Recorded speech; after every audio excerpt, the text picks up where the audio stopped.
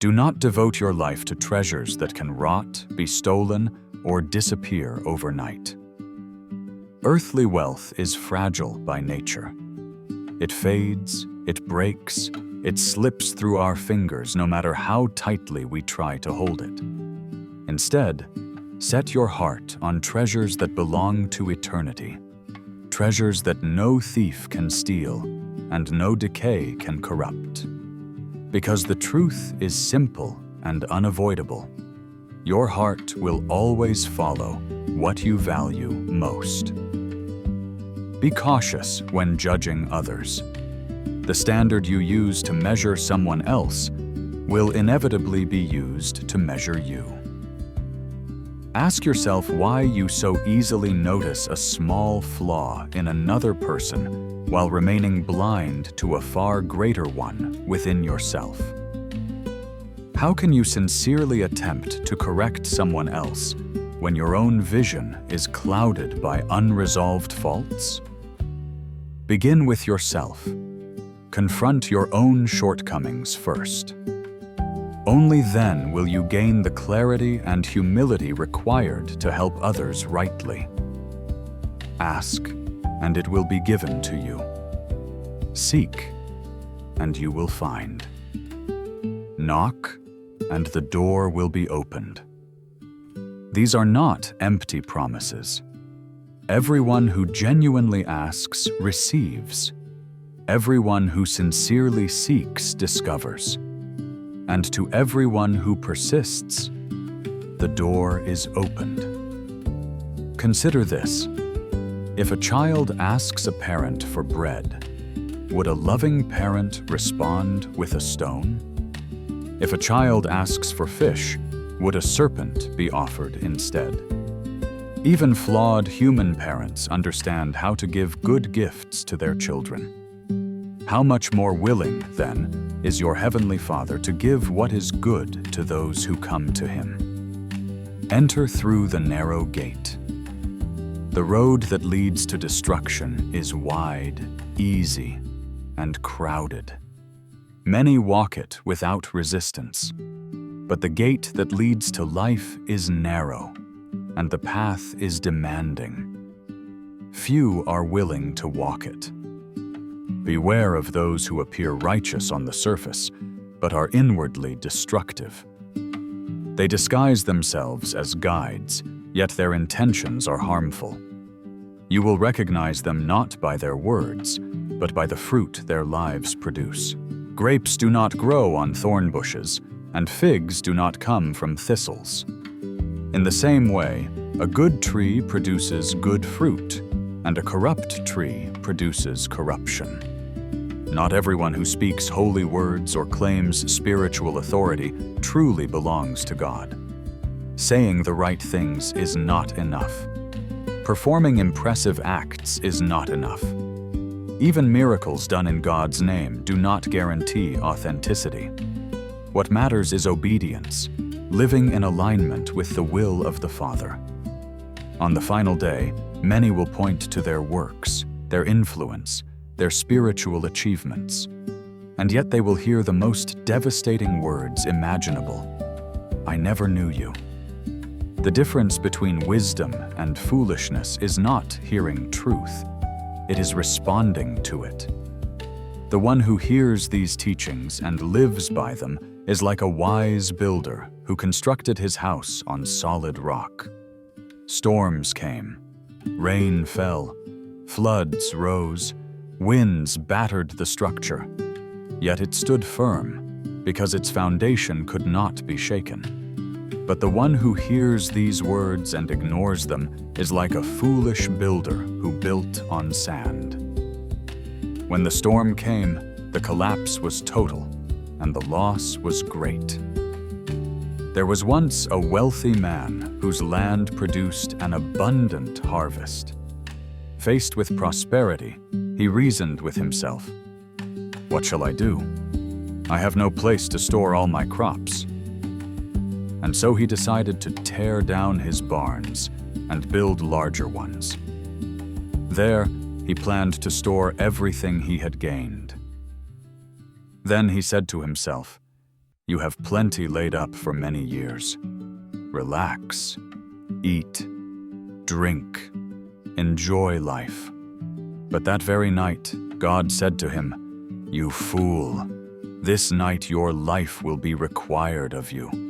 And what you have stored, whose will it be?"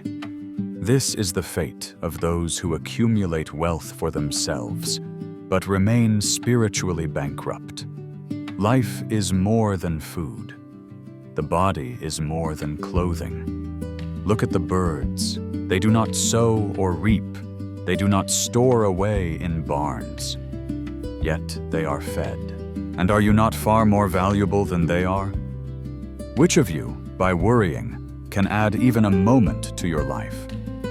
If you cannot control even the smallest details, why burden yourself with anxiety over everything else? These teachings confront us with a choice. They strip away illusions of control, self-sufficiency, and false security. They force us to ask difficult questions. Where is my foundation? What am I truly living for? What will remain when everything else is shaken? This is not a message meant to condemn, but to awaken.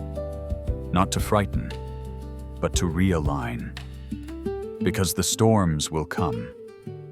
The only question is whether what we have built will stand when they do. Do not be consumed by fear over what you will eat, what you will drink, or what you will wear. Life is more than survival, and the body is more than its outer covering. Anxiety cannot add a single moment to your life, nor can it secure tomorrow. Look instead at how carefully creation itself is sustained. Birds do not labor anxiously for provision, yet they are fed. Flowers do not strive for beauty, yet they are clothed in splendor. If God is attentive to such fleeting things, how much more attentive is He to you? True life begins not with effort, but with transformation. No one can perceive the kingdom of God unless they are born again, not of flesh, but of spirit. When Nicodemus struggled to understand this, Jesus made it clear. Spiritual life is not inherited, earned, or achieved. It is received. What is born of human effort remains human. What is born of the Spirit carries eternal life. This rebirth is not a ritual. It is a reorientation of the heart, a turning from self-rule to surrender. Just as Moses lifted the serpent in the wilderness so that the dying might look and live, so the Son of Man would be lifted up, that all who believe in him would be rescued from destruction and given eternal life. For God did not love selectively or cautiously. He loved the world fully. He gave His only Son not to condemn humanity, but to save it. Judgment comes not because light is offered, but because some refuse to step into it. At the table, Jesus took bread, gave thanks, broke it, and said, "This is my body, given for you." He took the cup and declared it to be the new covenant in His blood. These were not symbolic gestures detached from reality. They were the announcement of sacrifice. Soon after, political power attempted to wash its hands of responsibility. Crowds shifted blame. Innocence was traded for convenience, and Christ was led to the cross. What looked like defeat became redemption. What appeared to be loss became victory. These words of Jesus are not distant theology. They are lifelines. They speak directly into fear, exhaustion, uncertainty, unemployment, hunger, loss, and despair. They remind us that we are not abandoned, that a loving Father sees us, knows us, and sustains us. His word does not expire. It remains powerful, living, and capable of strengthening hearts and steadying minds. Faith is not denial of hardship. It is defiance of despair. When you praise God in advance, you are shifting focus from the problem to the one who is greater than it. You are declaring that pain does not have the final word. Chains do not have the final word. Circumstances do not have the final word. In the darkest prison, Paul and Silas sang, and the earth responded. Doors opened, chains fell, not because the prison disappeared, but because God was present.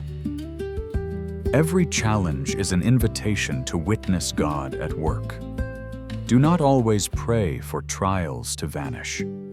Pray instead for God to reveal Himself within them. What threatens you may become the very platform on which His power is displayed. The disciples feared the water that surrounded them, yet Jesus walked on it. The obstacle became His pathway. Faith grows by hearing. Hope strengthens through repetition. When you speak God's word aloud, you are not merely reminding yourself, you are anchoring your soul. I am more than a conqueror. I can do all things through Christ. Greater is He who is in me. These are not motivational slogans. They are declarations of truth. You are not defined by your worst moment. Failure does not cancel calling. The accuser wants you trapped in shame, but Christ offers conviction that leads to freedom, not condemnation. Faith is the moment you stop trying to save yourself and allow God to lead. You cannot break someone whose life is hidden in Christ. Even in loss, God is present. Even in confusion, He is faithful. Even in pain, He is working. The righteous are not promised an easy road, but they are promised deliverance. Healing may come instantly, gradually, or in ways unseen, but God remains good regardless. His will stands above our understanding. So lift your head. Guard your heart. Let go of what poisons your spirit. Trust God with your marriage, your work, your health, your future. Do not quit. Do not drift. Do not grow cold. Be strong and courageous, for the Lord goes with you wherever you go. Storms will rise, foundations will be tested, but if your life is built on Christ, on truth, obedience, and trust, you will stand. He is the author and finisher of faith, the anchor of the soul, the light that darkness cannot overcome. And when everything else fades, He remains.